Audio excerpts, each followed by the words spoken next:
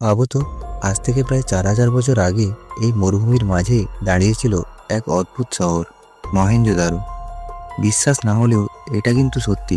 তখনকার দুনিয়ার তুলনায় এরা ছিল অনেকটাই এগিয়ে। রাস্তা ছিল সোজাসাপটা, কিন্তু বাড়িঘরগুলো ছিল অদ্ভুত। আর তার সঙ্গেই ছিল ড্রেনেজ সিস্টেম, আমাদের আজকের শহরের থেকেও ভালো। লোকজন নদীর ধারে চাষ করতো, বাণিজ্য করতো, খেলনা বানাতো, পুরো এক গোছানো শান্তিপূর্ণ জীবন। কিন্তু সুখ বেশি দিন টিকল না।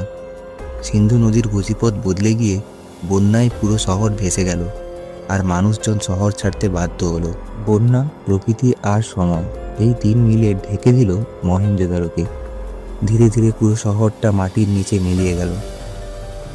সালটা ছিল ১৯২২। হঠাৎ খনন করতে গিয়ে দেখা গেল ইট, ঘরবাড়ি, খেলনা আর শিলমোহর। আর তখন সবাই বুঝলো, এ তো পুরো এক হারানো সভ্যতা। এখানকার মানুষগুলো ছিল শিল্পী স্বভাবের। কেউ বানাতো পুতুল, কেউ অলংকার, আর কেউ বা বানাতো শিলমোহর। যুদ্ধের কোলাহল নয়, এদের জীবন ছিল শান্ত, গোছানো আর বুদ্ধিমত্তায় ভরা। আমরা যেসব আধুনিক শহরে থাকি, তার অনেকটা ধারণা এই মানুষগুলো ১,০০০ বছর আগেই বুঝে গেছিল। আজ ধ্বংসাবশেষটা চুপচাপ পড়ে আছে, কিন্তু প্রতিটি ইট যেন বলে, জ্ঞান হারায় না, শুধু মাটির নিচে ঘুমিয়ে থাকে।